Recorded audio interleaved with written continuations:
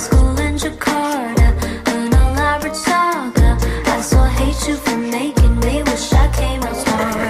You just hate your mother, so you are bitter than the different than it. Then we went to high school in Jakarta. Got a group assignment, I'll be a fast place. You just Warahmatullahi wabarakatuh. Waalaikumsalam warahmatullahi wabarakatuh. Gimana kabarnya hari ini semuanya? Alhamdulillah. Baik, alhamdulillah. Sehat semuanya? Sehat.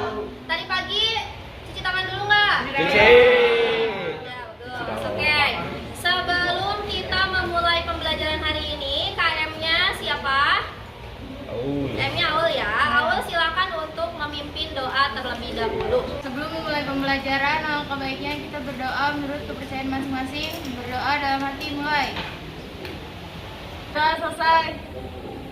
Beri salam. Assalamualaikum warahmatullahi wabarakatuh. Waalaikumsalam warahmatullahi wabarakatuh. Nah, sekarang sebelum kita mulai pembelajaran, saya mau absen terlebih dahulu ya. Kita absen terlebih dahulu. Dimulai dari absen pertama, Adimas ada? Hadir. Adimas hadir. Terus ada Agustina? Hadir.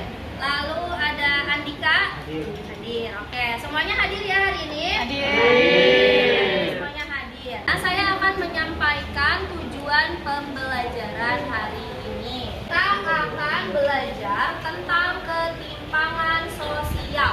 Ya, ketimpangan sosial dengan metodenya itu akan metode jigsaw. Jadi kita akan membagi dua kelompok. Dalam yang pertama itu kelompok ahli, yang kedua itu ada kelompok inti. Sebelum kita ke pembelajaran diskusi, kita melihat dulu tayangan video yang ada di depan. Dari keluarga yang termasuk 10% rumah tangga terkaya di Indonesia. Sebaliknya, Putri berasal dari keluarga yang termasuk 10% rumah tangga termiskin di Indonesia. Nah, sekarang coba saya ingin bertanya kepada anak-anak semuanya berdasarkan video tadi yang kalian tonton, yang kalian amati. Pertanyaan pertama, apa yang kalian pikirkan tentang tayangan video tersebut? Coba. Ibu, yang pertama, apa yang kalian pikirkan tentang tayangan video tersebut? Jadi video tersebut setelah saya pikirkan bahwa terdapat perbedaan di antara keluarga Dewi dan Putri, di mana Dewi itu memiliki kehidupan yang layak, tidak seperti Putri yang memiliki tingkat ekonomi yang rendah, di mana Dewi mempunyai kehidupan saat ini bisa membuat masa depannya lebih cerah, lebih mempunyai pekerjaan yang layak, sedangkan Putri hanya lulusan SD, di mana mungkin hanya 1% bisa mempunyai pekerjaan yang layak seperti Dewi. Gitu saja sih Pak. 3. Oke, berikan aplaus kepada teman kalian yang tadi sudah menjawab. Ini ada lagi yang mau menyampaikan pendapatnya? Perkenalkan, nama saya Mita Astri Agustin. Kehidupan Putri dan Dewi itu sama-sama dilahirkan dari seorang ibu, tapi dia dilahirkan dari keluarga miskin dan kaya. Kalau kita tahu di Indonesia ini negara yang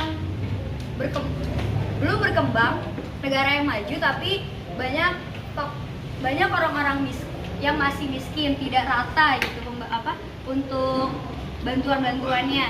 Nah, makanya kehidupan Dewi itu dia banyak kecukupan hingga dia layak untuk bisa masuk ke jenjang yang tinggi dan mendapatkan kehidupan yang lebih bagus untuk kedepannya. Nah, kalau untuk Putri sendiri, karena dia dari kandungannya saja sudah tidak mendapatkan asupan-asupan nutrisi yang bagus, lalu dilahirkan dalam kondisi yang tidak bisa ke rumah sakit, itu membuat dia ketinggalan jauh kesehatannya. Dengan air bersih juga, Putri menjadi anak yang tertinggal dari semuanya. Nah, untuk selanjutnya sekarang saya akan membagi anak-anak semuanya ke dalam 6 kelompok ahli gitu ya. 6 kelompok ahli di mana nanti kalian membahas satu permasalahan yang homogen atau hanya satu permasalahan saja. Jadi saya mempercayakan kalian untuk menjadi ahli di satu bidang tertentu. Temanya, topiknya di sini ada 6 topik untuk kelompok ahli. Yang pertama ini ada tentang ketimpangan ekonomi, lalu ketimpangan politik, ketimpangan budaya, ketimpangan kesehatan, ketimpangan pendidikan, dan yang terakhir itu adalah ketimpangan di pedesaan dan perkotaan. Jadi kalian nanti mencari jawaban yang ada di pertanyaan LKPD itu boleh pakai berbagai sumber ya, boleh sumber buku, sumber internet, misalkan atau video-video di YouTube, itu terserah kalian. Saya bebaskan kalian untuk mencari sumber dimanapun, seperti itu ya. Nah sekarang sudah duduk berdasarkan kelompok ahlinya masing-masing. Dan yang pertama, ini ada ketentuan untuk pembahasan kelompok ahli. Yang pertama, kelompok ahli itu membahas satu masalah yang homogen. Yang kedua, hasil analisis kelompok ahli ditulis dalam LKPD ya, LKPD yang sudah saya bagikan. Lalu yang ketiga, setelah selesai, kelompok ahli kembali ke kelompok inti untuk tanya jawab diskusi.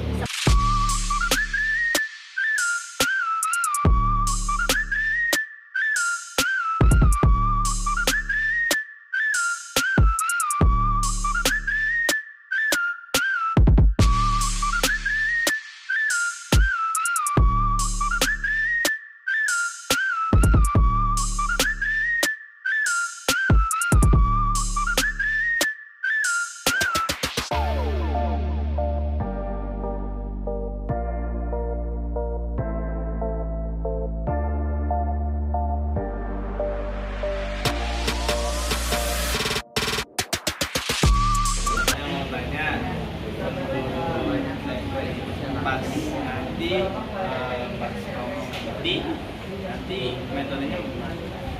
Jadi nanti pas kelompok inti, metodenya itu adalah setelah kamu diskusi di kelompok ahli, nanti kamu tanya jawab bersama kelompok inti. Jadi kan kelompok inti itu isinya banyak tema ya. Jadi kalau misalkan kamu penasaran tentang satu hal, boleh kita pilih ke temennya yang ada di kelompok inti itu.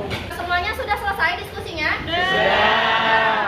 Silakan sekarang anak-anak semuanya bergabung ke kelompok inti ya.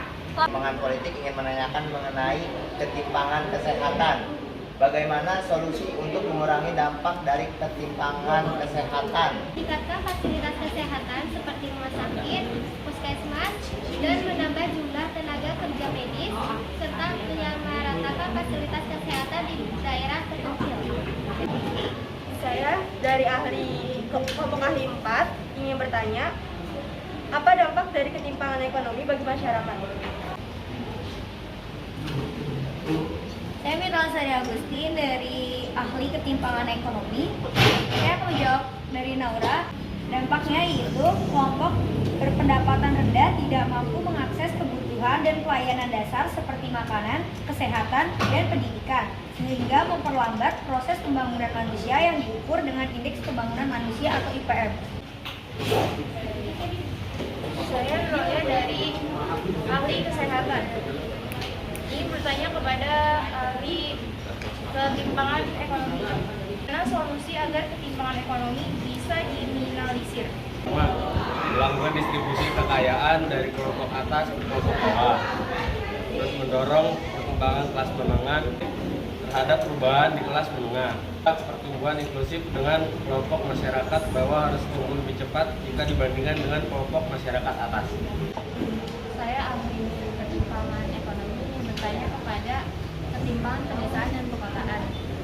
Mengapa ketimpangan pedesaan dan perkotaan bisa terjadi? Jadi sebenarnya banyak faktor yang menyebabkan terjadinya ketimpangan pedesaan dan perkotaan. Nah, salah satunya itu karena pembangunan yang lebih berfokus kepada wilayah perkotaan dibandingkan dengan pedesaan. Anak-anak, siapa yang mau menyimpulkan pembelajaran hari ini? Saya menyimpulkan pembelajaran hari ini. Jadi kesimpulan dari pembelajaran hari ini adalah ketimpangan sosial memiliki berbagai faktor penyebab, diantaranya rendahnya akses, kemampuan ekonomi, hingga tingkat pendidikan. Oke anak-anak, sekarang kita waktunya untuk asesmen ya. Asesmen di sini kalian mengerjakan games Magic Chess. Nanti kalian di situ ada game tentang ketimpangan sosial. Silahkan dikerjakan dan pindai QR-nya.